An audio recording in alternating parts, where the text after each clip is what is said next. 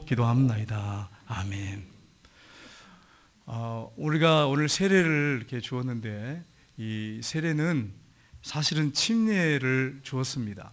예수님 시대에는 물속에 직접 넣어서 세례를 줬습니다. 세례를 받을 때 물속에 완전히 잠깁니다. 나의 옛사람은 이제 죽었습니다. 그리고 이제 부활하신 예수님과 함께 내가 살았습니다. 그래서 이제 예전에 나는 죽었고 이제 새 사람으로서 예수님과 함께 동행하면서 하나님의 영광을 위해 살겠습니다. 그런 의미로 세례를 받았습니다. 약식이죠. 그런데 그 똑같은 침례와 의미가 있다고 하는 것을 여러분이 기억하시고, 여러분이 내가 예수님과 함께 죽었다고 하는 사실을 항상 잊지 마셔야 됩니다. 얼마 전에 제가 어떤 분과 통화했는데, 목사님, 우리 아들 여전히 죽지 않았어요. 그렇게 말하는 집이 있었어요. 근데 우리 아들이 신앙생활 하는데 여전히 안 죽었다는 얘기죠. 근데 아들만 안 죽었어요? 나는요. 나도 안 죽을 수 있어요. 그렇기 때문에 나도 한번 살펴봐야 돼요. 날마다 내가 살지 않습니까? 내가 살아서 그냥 얼마나 혈기도 부리고 교만하고 막 그렇습니까? 우리 다 함께 세례받았으면 날마다 죽어야 됩니다. 그래서 주님의 영광을 높이 올려드려야 됩니다. 예수님께서 십자가에 죽으시고 3일 만에 부활하셨습니다. 그리고 승천하신 다음에 성령이 오신 다음에 교회가 생기게 되고 전도가 시작이 됐습니다. 그래서 많은 영혼들이 주께 돌아가게 됐습니다. 그때 크리스찬들의 마크, 심벌이 뭐였냐 하는 것입니다. 여러분, 초대교회 성도들의 심벌이 뭐였을까요? 그들이 내가 크리스찬이라고 하는 표를 무엇으로 알려줬을까요? 우리는 지금 뭐 십자가, 목걸이, 귀걸이, 반지에도 십자가 그렇게 하면서 내가 크리스찬임을 알립니다. 근데 초대교회 성도들은 어떻게 자신이 크리스찬이라고 하는 것을 알렸을까? 어떤 심벌을 갖고 있었을까 하는 것입니다. 여러분 뭔지 아십니까? 예, 맞습니다. 한번 보겠습니다. 그림 한번 보겠습니다. 그 앞에 한번 보세요. 요거는 다음에 하시고 그 앞에 글자 써 있는 거 한번 보실래요? 여기 안에 보면 여러분 차를 이렇게 차 앞에 글자가 이렇게 써 있는 게 있어요. 여러분 보셨나요? 차 뒤에 이렇게 크리스찬들이 이렇게 붙이고 다니는 거 혹시 보셨나요? 안 믿는 사람들은 몰라요. 이게 헬라어로 익투스라고 하는 단어가 이 고기 안에 쓰여 있습니다. 근데 이제 그 글자가 이제 지웠거든요. 근데 그 안에 익투스라고 하는 글자가 써 있어요. 근데 그게 무슨 말이냐면 이 하나님의 아들 그리스도 구세주 약자로 그렇게 써 있어요.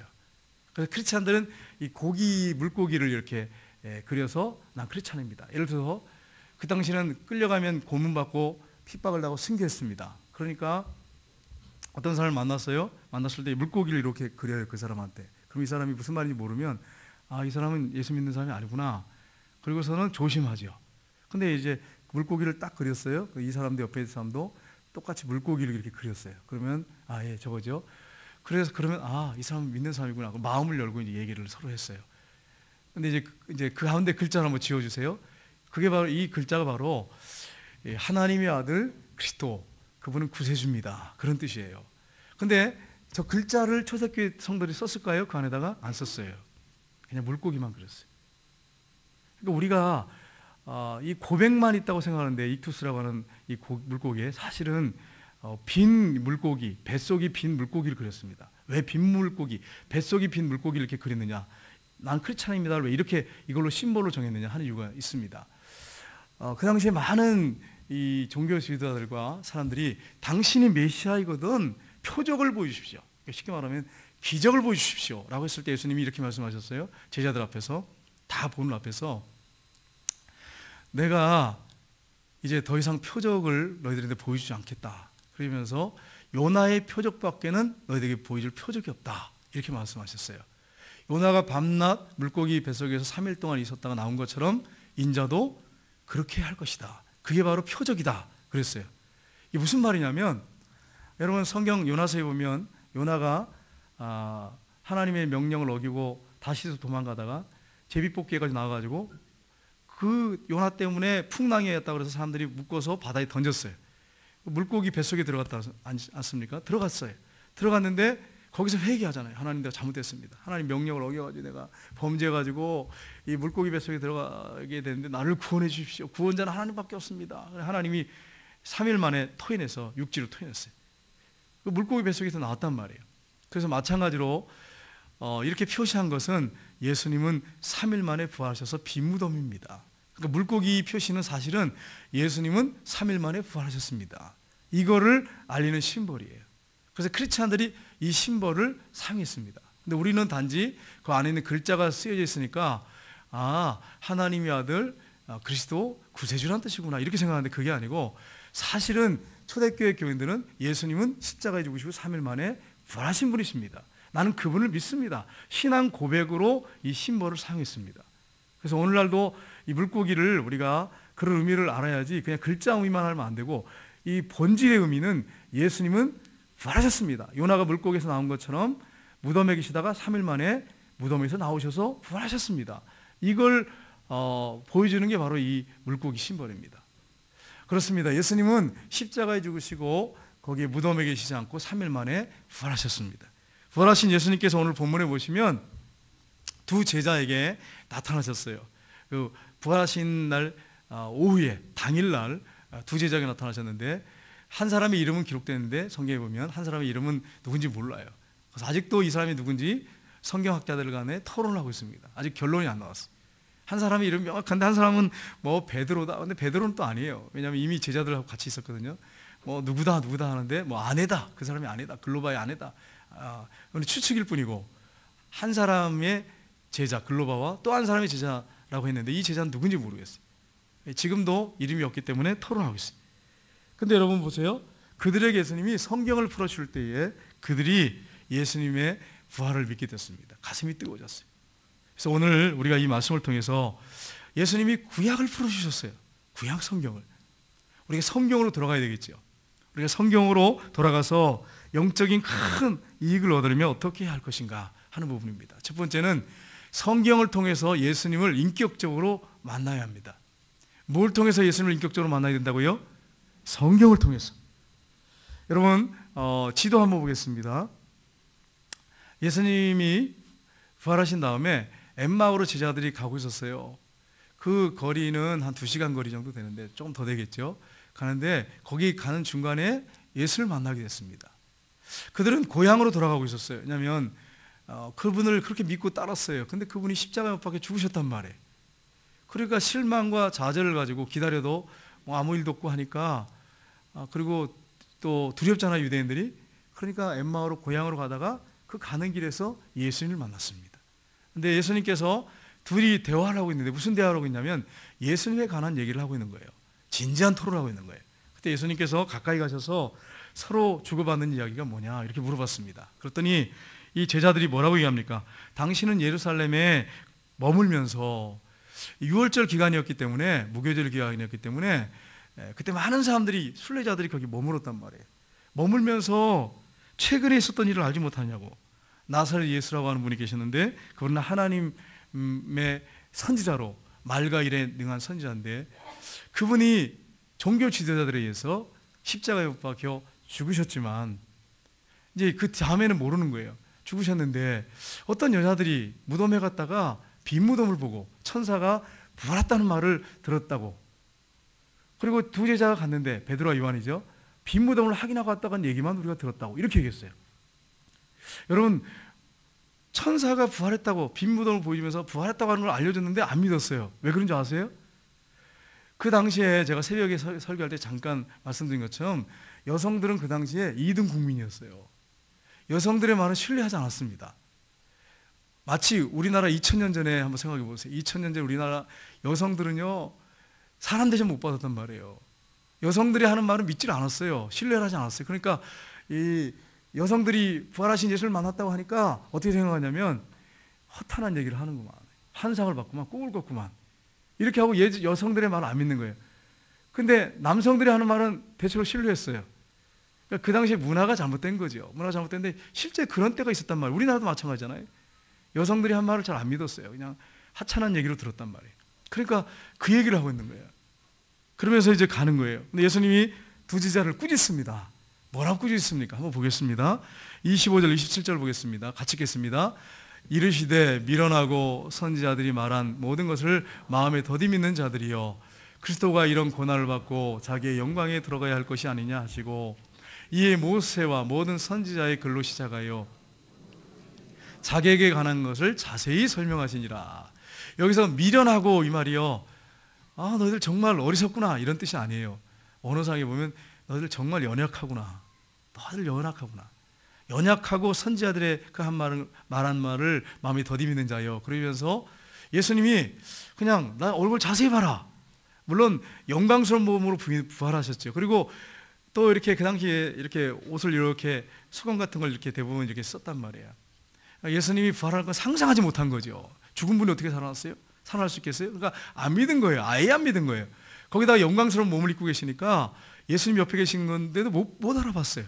예수님이 내 눈을 봐라, 뭐 이 손을 봐라 이렇게 하시지 않고 어떻게 하셨어요? 그리스도가 이렇게 십자가에서 고난을 받고 죽은 다음에 자기 영광에 들어가야 할 것이 아니냐 하시고 모세와 모든 선지자의 글로 시작해서 모든 성경에 쓴 바 자기에 관한 것을 자세히 설명하시니라. 지금 뭘 하고 계십니까? 예수님께서 제자들한테 구약을 풀어서 자세히 풀어서 메시아가 십자가에 죽으시고 부활하실 것을 자세히 설명해 주시는 거예요. 내가 바로 부활했지 않느냐 이렇게 안 보여주시고 성경을 풀어서 메시아를 증명한 거예요.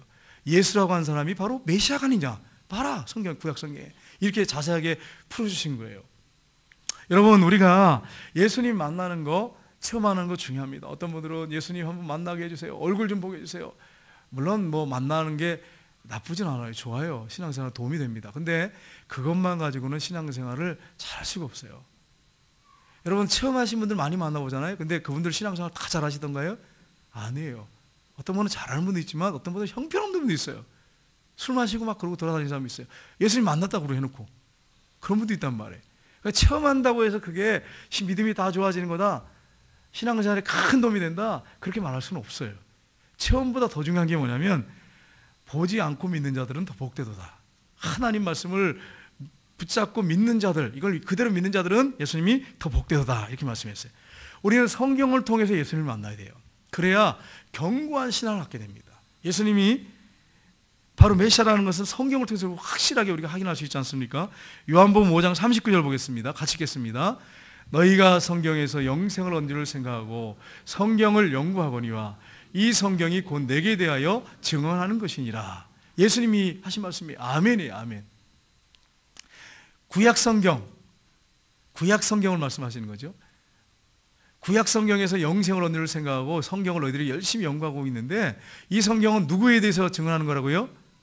예수 그리스도에 대해서 증언하는 거예요. 그러니까 여러분, 구약 성경 볼 때 창세기, 출애굽기, 레위기, 민수기, 신명기 쭉 보면서 누구를 거기서 발견해야 될까요? 예수님을 보셔야 돼요. 예수님 발견하셔야 돼요. 그걸 발견하지 못하면요, 두려움에 사로잡힙니다. 율법주의 빠져요. 물론 거기에 하나님의 거룩하심, 죄를 용납하지 아니하는 거룩하심이 있어요. 그러나 더 중요한 것은 거기서 예수님을 발견하셔야 돼요. 거기서 예수님의 기도하는 모습, 십자가에 죽으신 모습, 부활하시는 모습, 예수님의 사랑, 이런 것들을 발견해야 돼요. 성경에서 예수님이 성경의 주인공이에요. 예수님을 발견해야 돼요. 내게 쓴 것이다. 성경은 이렇게 말씀하셨어요. 내가 주인공이다 이렇게 말씀하셨어요. 여러분, 성경을 통해서 우리는 예수 그리스도께서 필요하다고 하는 것을 절실하게 깨닫게 됩니다. 왜냐하면 이 성경은 마치 거울 같습니다. 우리 심령을 들여다봐요.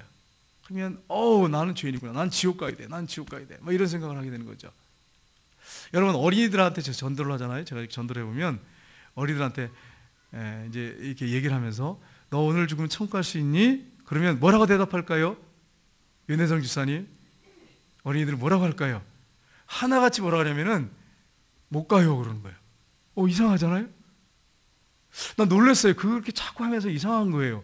아이들이요, 너 이렇게 전도하면서 너 이렇게 예수 믿어야 되는데 너 오늘 죽으면 천국 갈 수 있니? 이러면 하나같이 못 가요 그러는 거예요. 나 가요 그러는 한 명도 못 들었어요. 왜 그럴까요? 그래서 나는 그게 의문점이 있어가지고 질문을 한번 해봤어요. 했더니 자기가 죄인인 걸 아는 거예요. 거짓말도 하고 친구하고 싸우고 나쁜 마음 먹기도 하고 자기가 아는 거예요. 자기 본성상. 나 못 가요.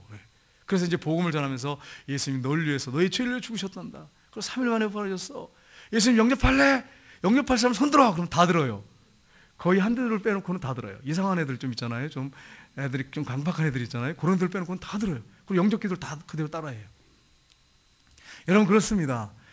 이 거울을 보는 것처럼 우리의 죄성을 보게 된단 말이에요. 그러면 예수님 필요하구나. 나를 위해서 죽으시고 나를 위하여 부활하신 예수님. 그래서 나를 구원하실 구세주가 필요하구나 하는 걸 우리가 알게 되는 거예요. 성경을 보게 되면 예수님을 더 깊이 알게 되고 더 깊은 생동감 있는 교제를 하게 되고 하나님의 사랑과 예수님의 사랑을 하게 되고 그리고 성경을 읽다가 마음이 뜨거워져서 복음도 전하고 또 성경을 통해서 예수님이 재림하신다고는 알고 마라나타 주님 어서 오시옵소서 그렇게 우리가 기다리는 사람이 간절히 기다리는 사람이 되는 것입니다. 성경이 얼마나 중요해요. 그래서 우리가 성경을 통해서 예수님을 인격적으로 만나야 되고 성경을 통해서 우리의 신앙이 견고하게 세워져야 됩니다. 그냥 설교 정도 듣는 것 정도로 만족하시면 안 돼요. 성경을 열심히 읽고 큐티하고 묵상하셔야 돼요. 그래서 여러분의 신앙이 말씀의 터대 위에 견고하게 서시기를 주님의 이름으로 축복합니다. 두 번째는 성경을 사랑해야 됩니다. 뭘 사랑해야 된다고요? 성경을 사랑해야 돼. TV를 너무너무 사랑하는 사람들이 있어요. 권사님들, 집사님들 중에 스마트폰을 너무 사랑하는 사람이 있어요. 그래가지고 늘 자고 그냥 이렇게 막 옆에 끼고 그냥 하늘 가슴에 이렇게 놓고 자기도 하고 성경을 그렇게 사랑하시기를 주님으로 축복합니다. 성경을 사랑하셔야 돼요. 예수님께서 식사하는 가시려고 하니까 같이 좀 우리하고 있기로 한다고 막 간청하잖아요. 예수님이 얼마나 그 사랑이 많으세요. 그들의 손을 들어주십니다. 근데 예수님이 옆에서 식사하는데도 못 알아봐요. 근데 예수님이 그때 떡을 딱 들으셨어요. 들으시고서는 감사기도 하실 때 예수님을 알아봤어요. 여러분, 물론 하나님이 그들의 눈을 가려서 처음에는 못 알아봤지만 이 떡을 딱 들으셔서 빵이죠. 빵을 들어서 딱 기도하실 때 알아봤어요. 왜 그런지 아시겠어요? 예수님이 일상생활이 그러셨어요. 오병이의 기적을 하실 때 떡을 가지고 탁 높이 드시고 감사기도를 하신 다음에 띄어서 나를 주셨을 때 5,000명이 먹고 12강족이 남았어요. 보리떡 5개, 물고기 2마리가. 그러니까 예수님의 일상은 뭐냐면 항상 음식이 작든지 크든지 그것을 놓고 하나님 앞에 감사 기도를 드렸어요. 이게 제자들한테 굉장히 인상적이었어요. 여러분 여기서 식사기도 안 하고 식사하신 분들 있죠? 짐승만도 못합니다. 왜 그런지 아세요? 오해하지 마세요. 가끔 잊어버리고 못하는 거 그런 분 말씀드린 게 아니라 크리스찬인데 한 번도 식사기도 안 하는 분이 있어요. 짐승만도 못하는 사람. 짐승만도 못하는 거예요. 왜냐하면 하나님이 어떤 분인지 알면서 그리고 하나님이 나에게 음식 준 거 알면서 그거에 대해서 감사하고 먹지 않는다면 짐승만도 못하는 거지. 예수님이 항상 일상생활이 그렇게 하셨어. 그러니까 다른 사람들이 그렇게 한 적이 없거든요. 이분이 예수님이잖아. 이렇게 본 거예요. 여러분과 저의 삶이 음식이 어떻든 그게 좋은 음식이든 빵 한 조각이든 하나님 앞에 그것을 들고 감사하면서 식사하는 역사가 있기를 주님의 이름으로 축복합니다. 예수님의 일상이었어요. 그러니까 그걸 보고 예수님이잖아. 눈이 열리면서 예수님을 알아봤습니다. 여러분 예수님이 그렇게 사셨어요. 말씀만 하신 게 아니었어요. 삶이 보여 그대로 따랐어요. 그래서 부활하신 예수님께서 이제 그들에게 알리시는데 누가복음 24장 32절을 보십시오. 같이 읽겠습니다. 그들이 서로 말하되 길에서 우리에게 말씀하시고 우리에게 성경을 풀어주실 때에 우리 속에서 마음이 뜨겁지 아니하더냐 하고. 여러분 예수님이 갑자기 살아지셨어요. 그 자리에 신령한 몸으로 부활하신 다음에는 육을 갖고 있었지만은 시공간을 초월하셨어요. 그래서 싹 사라지셨어요. 그러니까 예수님을 봤다. 부활하신 예수님을 만났다. 그분이 길에서 말씀을 구약 성경을 풀을 때 우리의 마음이 뜨겁지 아니하더냐. 우리가 빨리 가자. 그래가지고 가서 예수님 부활 소식을 제자들에게 알리는 것을 우리가 성경에서 보게 됩니다.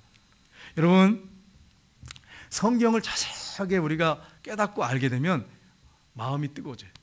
그러니까 여러분이 힘써야 될 일이 뭐냐면 성경을 자세하게 좀 알 수 있도록 그 의미를 알 수 있도록 여러분이 노력하셔야 돼요. 성령님의 도움을 구하고. 근데 어떤 분들은 성경을 이해하려고 하는 노력을 안 하신 분들이 있어요. 여러분 우리가 노력하면 되거든요. 사실 어느 정도는요. 그러니까 서점에 가가지고 쉬운 성경이라든지 아니면 뭐 우리말 성경이라든지 이런 거 찾아가지고 쫙 살펴보면서 이걸 좀 쉽게 이해하려고 어려우니까 그런 면들을 읽다 보면 가슴이 뜨거워지고 의미가 아니까 깨달아지니까 예수님이 풀어주시고 설명하실 때 가슴이 뜨거워졌어요. 성경 말씀을 깨달을 때, 알아들을 때에 가슴이 뜨거워집니다. 여러분 성경을 알게 힘쓰시기를 주님의 이름으로 축복합니다. 그래야 하나님의 사랑을 알고 예수님의 사랑을 알게 돼요. 그리고 헌신하게 되는 거예요. 하나님이 나 같은 죄인을 위해서 외아들까지 아낌없이 내어주시고 그분이 나를 위해 죽으셨구나. 그리고 지금도 나의 삶 속에 역사하고 계시구나. 나를 돌보시고 계시는구나. 말씀을 읽다 깨달아지면 가슴이 뜨거워지는 거죠. 하나님의 사랑을 생각하면 감격스러운 거죠. 여러분 이중표 목사님 제가 책을 보니까 거기에 이런 내용이 있었습니다. 이중표 목사님이 은혜를 받았어요. 그래서 이 전도사 시절부터 시골 교회를 섬기셨어요. 청년이었는데 신학을 하면서 시골 교회를 섬기셨어요. 성경을 얼마나 사랑했던지 이 성경을 잘 때 가슴에 넣고 주무시는 거예요. 야, 나는 이렇게 못 해봤어요. 100권은 잡았습니다. 성경을 100권은 잡았지만 성경을 가슴에 넣고 잡은 적은 없어요. 근데 이분은 하도 사랑해가지고 성경을 일단 눈물을 흘리고 감격하고 성경을 품고 자는 거예요. 그냥 가슴에.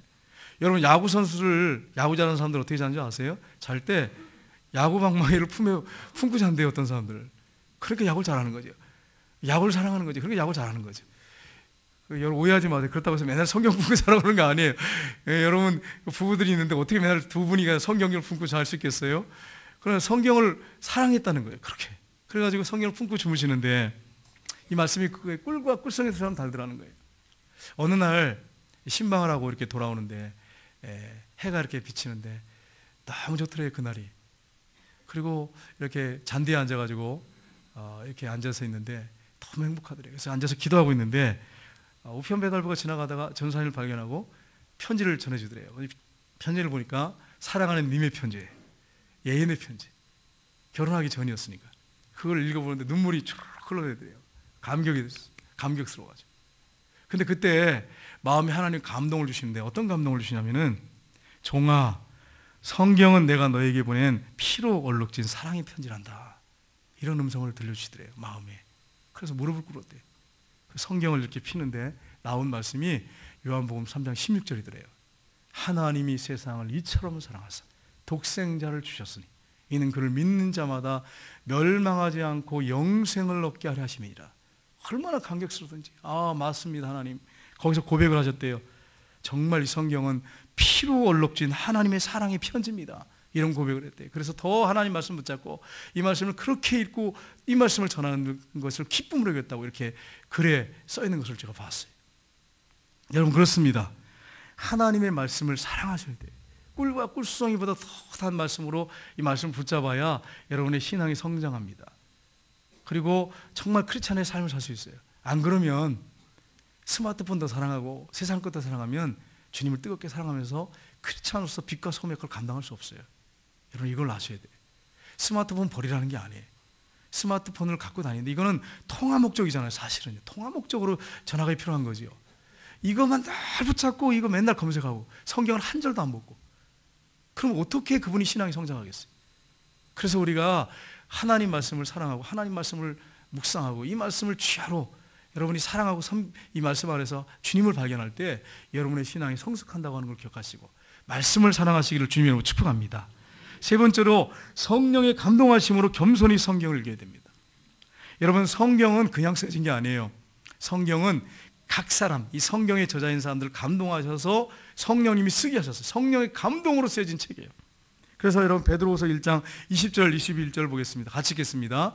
먼저 할 것은 성경의 모든 예언은 사사로이 풀 것이 아니니 예언은 언제든지 사람의 뜻으로 낸 것이 아니요 오직 성령의 감동하심을 받은 사람들이 하나님께 받아 말하는 것임이니라. 아멘. 여기서 예언은 여기 21절의 예언은 성경을 말하죠. 성경이 예언서잖아요. 물론 시가서도 있고 여러 가지 있지만 성령의 감동하심을 받은 사람들이 말한 것이 쓰여진 거예요. 이게 성경이죠. 근데 이게 그냥 쓰여진 게 아니라 오직 성령의 감동하심을 받은 사람들이 하나님께 받아 말한 것입니다. 썼다는 얘기죠. 그러니까 여러분 하나님께로부터 나왔어요. 성령으로부터 나왔어요. 그러니까 우리가 이거 읽을 때 소설 읽는 것처럼 일반 세상 서적 읽는 것처럼 읽으면 무슨 말인지 몰라요. 은혜도 안 되고 거짓말하는 것 같아요. 근데 정말 기도하는 가운데 성령의 감동하심을 잊고 성경을 읽으면 이 말씀이 얼마나 은혜가 되는지 몰라요. 그래서 여러분 기도하는 가운데 성령의 감동하심을 쫓아서 성경을 읽으시기를 주님의 이름으로 축복합니다. 요한복음 14장 26절 보겠습니다. 같이 읽겠습니다. 보혜사 곧 아버지께서 내 이름으로 보내실 성령, 그가 너에게 모든 것을 가르치시고 내가 너에게 말한 모든 것을 생각나게 하시리라. 아멘. 여러분 보혜사가 누구십니까? 보혜사는 성령을 말합니다. 언어상에 보면 옆에서 돕는 분, 그런 뜻이에요. 그분이, 성령님이 우리 곁에 계시는데 그분이 너에게 모든 것을 가르치시고, 또 예수님, 내가가 예수님이죠. 내가 너에게 말한 모든 것을 어떻게 하신다고요? 생각나게 하시라. 그분이 스승이세요. 말씀이 생각나게 하세요. 몰라도 열심히 읽고 묵상하세요. 연세 드신 분들 꼭 저한테 하는 말이 뭐냐면, 목사님 한 장 넘어가면 앞장 기억이 안 납니다, 이래요. 다 그러시더라고요. 다 그렇지, 연세가 드셨는데. 근데 성령님이 기억나게 하세요. 내가 기도 생활하면 전장이 뭐 눈에 딱 그렇게 기억난다 그런 말이 아니라 중요한 말씀들이 딱 떠오른단 말이에요, 삶 속에. 그게 성령님이 하신 일이에요. 그래서 말씀을 열심히 뭐 잊어버려도 괜찮아. 이해가 안 되도록 많이 보십시오. 기도하면서 성령의 도움을 구하고. 그러면 이 말씀이 살아 역사하는 것을 체험하게 됩니다. 제가 이종필 목사님 말씀드렸잖아요. 이 목사님이 이런 글을 쓰셨어요. 하나님 말씀은 두 종류인데 로고스와 레마의 말씀이 있다. 로고스는 뭐냐면 우리가 들고 있는 성경은 로고스라고 그래요. 로고스. 하나님 말씀 로고스라고 그래요. 레마는요.